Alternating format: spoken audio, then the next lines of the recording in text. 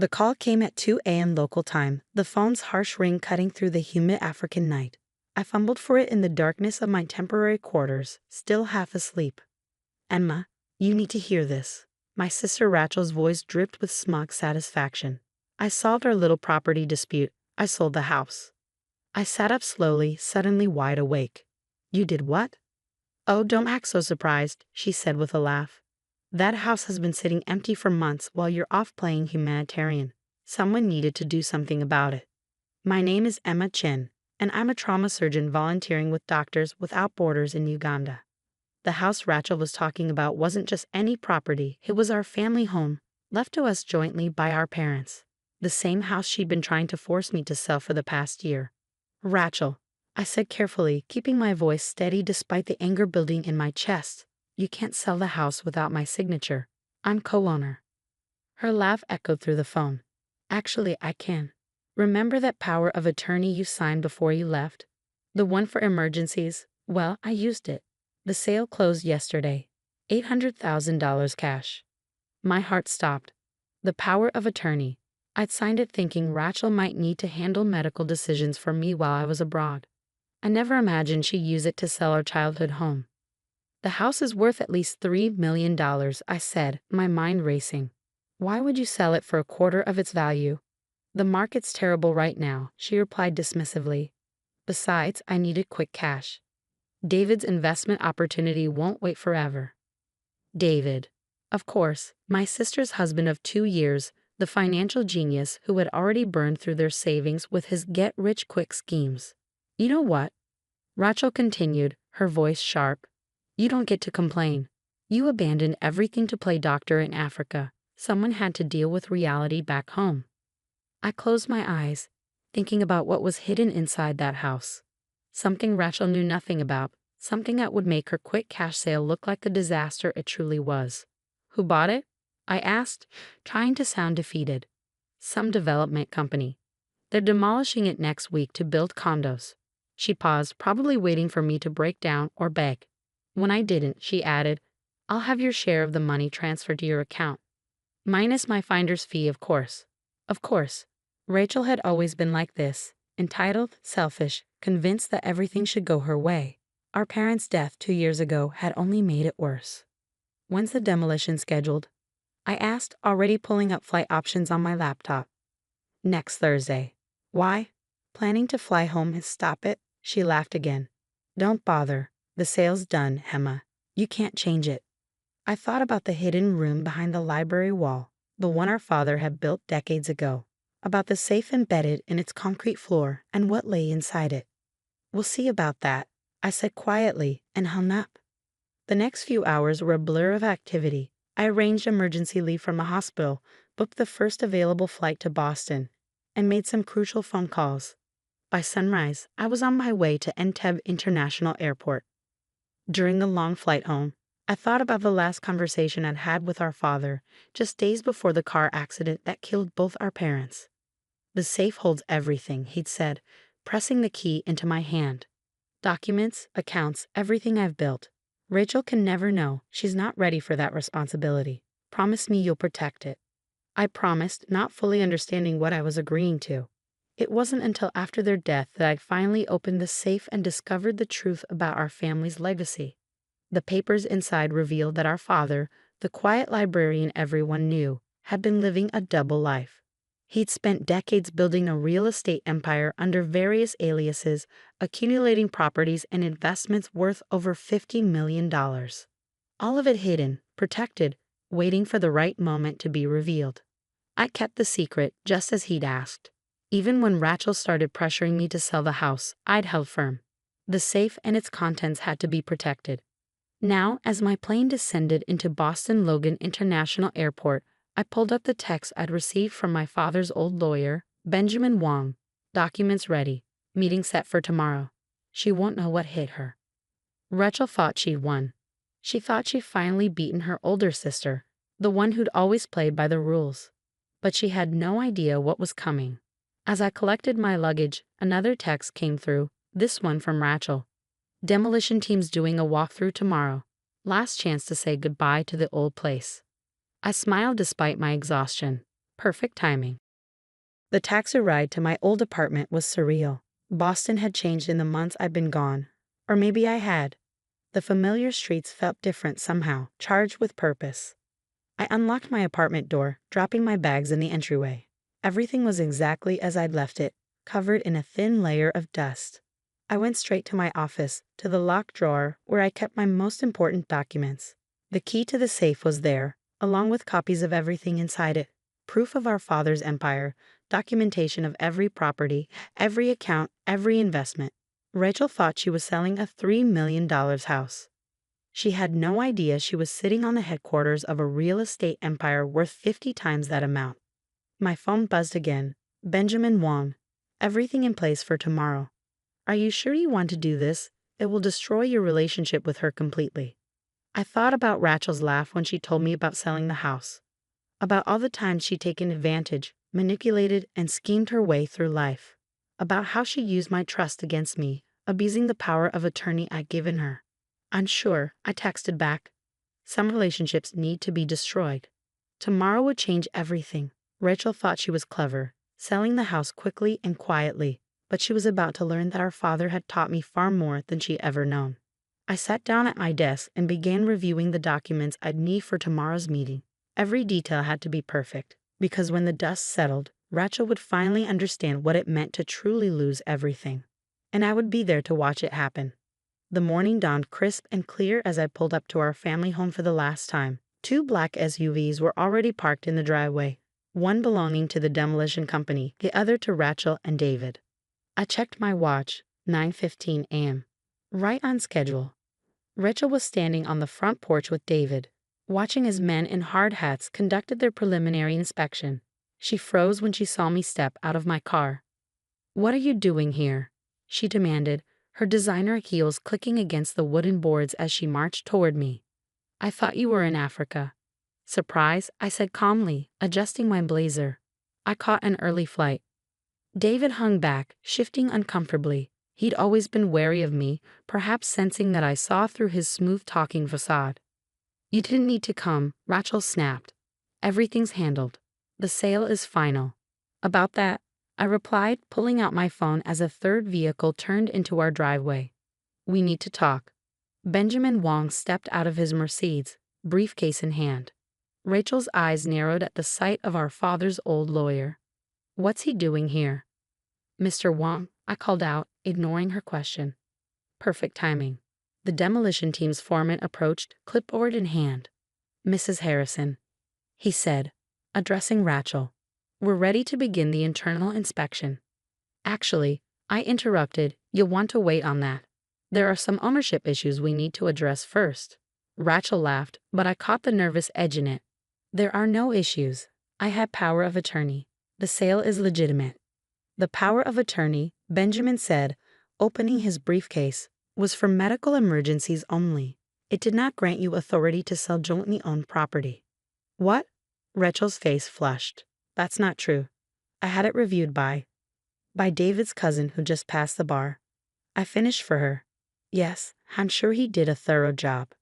The foreman looked between us, clearly sensing trouble. "Should we come back another time?" "No," Rachel said quickly. "Proceed with the inspection. My sister is just being difficult."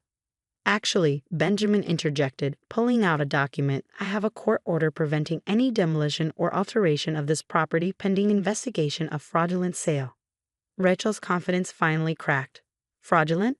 I had every right to sell a $3 million property for $800,000 without consulting your co-owner." I asked quietly, "To use a medical power of attorney for a real estate transaction, to facilitate what appears to be deliberate property value manipulation?" David stepped forward, his salesman smile in place. "Look, Henma, if you're unhappy with the price, maybe we can." "This isn't about the price," I cut him off. "This is about what's inside the house." Rachel rolled her eyes, but I caught the flicker of uncertainty in her expression. "Inside, it's empty. We cleared everything out months ago." I turned to Benjamin. "Should we show them?" He nodded, pulling out another document. "Ms. Chen, would you like to do the honors?" I led the group into the house, through the familiar hallways to the library. Rachel's heels echoed on the hardwood floors, her nervous energy palpable. "What is this about, Emma?" she demanded. "If you're trying to stop the sale." "It's too late for that," I said, stopping in front of the bookshelf that had always been our father's favorite. "The sale was void the moment you signed the papers.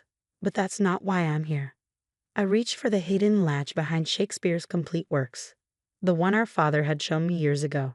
With a soft click, the entire bookshelf swung forward, revealing the hidden room behind it. Rachel gasped. David swore under his breath. The demolition foreman took an involuntary step back. "What? What is this?" Rachel whispered. "This," I said, stepping into the concrete room, "is our father's real legacy. The one he didn't trust you to know about." I knelt down and opened the safe embedded in the floor, the key turning smoothly in the lock. Inside lay decades of our father's careful planning, property deeds, account statements, corporate documents. Benjamin began laying out papers on the table. "Your father," he explained, "was more than just a librarian. He spent 30 years building one of the largest private real estate portfolios in Massachusetts, all under various aliases, all perfectly legal, all carefully hidden." Rachel stared at the documents, her face pale. "How much?"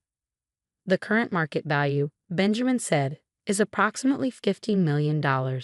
David's eyes went wide. Rachel grabbed the edge of the table for support. "And you," I said to my sister, "just tried to sell the corporate headquarters of this empire for $800,000 to a shell company that, I suspect, is owned by David or one of his associates." David took a step backward, but Benjamin's assistant was already blocking the doorway. "The FBI is very interested in this transaction," I continued, "particularly given David's history of failed investment schemes and the suspicious timing of the sale." Rachel's legs gave out, and she sank into our father's old leather chair. "You knew," she whispered. "You knew all this time." "Dad told me everything before he died," I confirmed. "He made me promise to protect it until the right time." "And you didn't tell me?" Her voice cracked. "Your own sister." I looked at her, really looked at her. The designer clothes, the perfect makeup, the entitled attitude that had defined her entire life. "Dad knew you weren't ready," I said softly. "And he was right. The first chance you got, you tried to sell his life's work for pennies on the dollar." Benjamin cleared his throat. "The FBI agents are waiting outside. They have some questions about the attempted sale and the potential fraud involved." Rachel's head snapped up. "Fraud?" "But I had power of attorney." "A medical power of attorney," I corrected her. "Using it for real estate transactions is fraud. Selling property significantly below market value to a connected party is fraud. And doing it all without proper authority is definitely fraud." 6 months later, I sat in Benjamin Wong's office, signing the final documents that would restructure our father's empire. Rachel and David were both facing federal fraud charges, their assets frozen pending investigation. "Everything's in order," Benjamin said, sliding the papers into his briefcase. "The foundation is established, and the scholarship fund will launch next month." I nodded, thinking about how our father would have approved. The bulk of his fortune would now fund educational opportunities for underprivileged students, turning his secret empire into a force for good. "Have you heard from Rachel?" he asked carefully. "Not since the indictment," I replied. "She tried calling a few times in the beginning, alternating between threats and tearful pleas for help. But after I testified about her fraudulent use of the power of attorney, she finally understood that there was no going back. The house still stood, though I'd had it completely renovated. The hidden room was now a secure office, its existence properly documented. The demolition company had been revealed as a front for David's latest scheme. He planned to flip the property for its true value once the fraudulent sale went through. My phone buzzed. A message from the hospital in Uganda. "When are you coming back? We miss our best surgeon." I smiled, thinking about how different my life was from what Rachel had imagined. She'd always seen my volunteer work as running away from real life. She never understood that I'd chosen that path precisely because I could, because our father had secretly ensured we'd never want for anything. "The FBI finished their asset trace," Benjamin said, pulling up some documents on his computer. "It seems David had set up quite an elaborate network of shell companies. He was planning to use your father's house as collateral for some substantial loans." "Let me guess," I said dryly. "More investment opportunities?"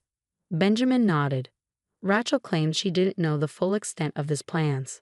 She knew enough, I replied. The evidence had been clear: emails, phone records, bank transfers showing she was fully aware of the scheme to defraud me. Standing at the window of Benjamin's office, I looked out over the Boston skyline. Somewhere out there, Rachel was preparing for her court date, probably still believing she was somehow the victim in all this. Your father would be proud, Benjamin said quietly. Not just of how you protected his legacy, but of what you're doing with it. The Scholarship Foundation had already selected its first recipients, bright, ambitious students who reminded me of our father. The quiet ones, the careful planners, the ones who understood that true success wasn't about quick profits or shortcuts. My phone buzzed again, this time an email from the real estate management company. The first round of renovations on our father's properties was complete. What had once been hidden was now being transformed into affordable housing units, community centers, and educational spaces. Do you ever regret it? Benjamin asked, exposing everything. You could have just stopped the sale quietly, kept the secret. I thought about Rachel's laugh during that late-night phone call, her casual dismissal of everything our father had built. No, I said firmly, some secrets need to be revealed. Some lessons need to be learned. Later that evening, as I packed for my return to Uganda, I found an old photo album. In it was a picture of Rachel and me as children, sitting in our father's library, surrounded by the books that had concealed his empire. We were smiling, unaware of the secrets hidden behind those shelves. I closed the album, thinking about how differently things had turned out from what either of us had expected. Rachel had thought she was seizing an opportunity, never imagining she was actually destroying her future. I had become the keeper of our father's legacy, not just protecting his wealth but transforming it into something meaningful. The next morning, as my plane took off for Uganda, I received one final text from Benjamin. Guilty plea entered. Rachel took a deal, 3 years with restitution. I turned off my phone, watching Boston disappear beneath the clouds. 3 years was nothing compared to the lifetime of trust she'd broken. But maybe, just maybe, it would be enough time for her to understand what our father had known all along. That true wealth isn't just about money, and true success isn't built on shortcuts and schemes. As for me, I had patience waiting, lives to save, and a legacy to fulfill. Rachel had tried to sell our father's house for a quick profit, never knowing she was sitting on an empire. But in the end, the house had kept its secrets until the right moment, just as our father had planned. Sometimes, I thought as the plane headed east, the best revenge isn't about destroying someone else's dreams. Sometimes, it's about fulfilling your own and letting them watch from the sidelines as you build something greater than they could have imagined. The house still stands in Boston, its secrets now transformed into opportunities for others. And somewhere in Uganda, there's a hospital where a surgeon works to save lives, carrying on a different kind of legacy, one that can't be measured in dollars or deeds, but in the lives touched and the changes made. That's the thing about legacy, after all. It's not just about what you leave behind. It's about what you choose to build with what you've been given. And I chose to build something worth more than all the quick profits Rachel had ever dreamed of. That's a revenge that would have made our father proud.